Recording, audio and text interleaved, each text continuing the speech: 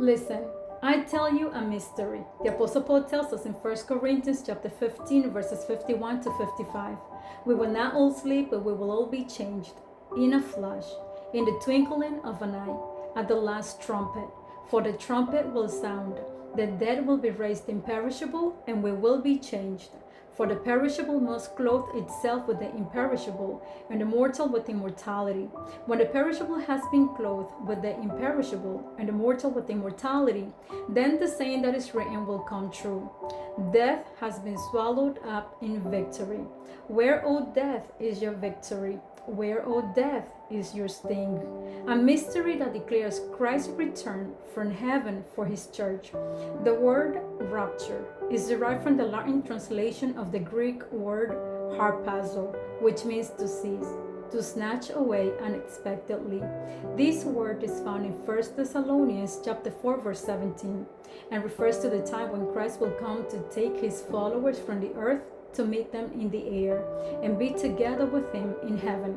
Through verses 16 and 17, we learn that when Christ descends from heaven for his church, the resurrection of the dead in Christ will occur.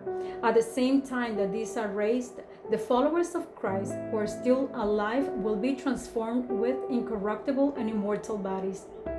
Christ is our example, as we saw in his resurrection and the transfiguration, according to Romans 8, verse 29, 1 Corinthians 15, verse 20, in Matthew chapter 17. As certain as Christ went to heaven is that he will return for his followers, that even in the Gospel of John chapter 14, Jesus said, I go to prepare a place for you. And if I go and prepare a place for you, I will come again and will take you to myself, that where I am, you may be also.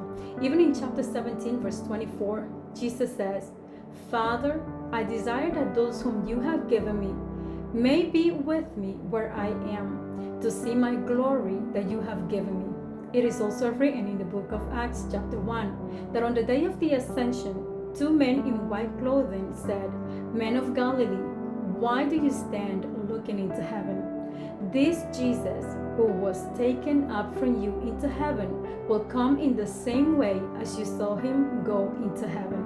This is a hope that the New Testament Christians had and the hope of all Christians today.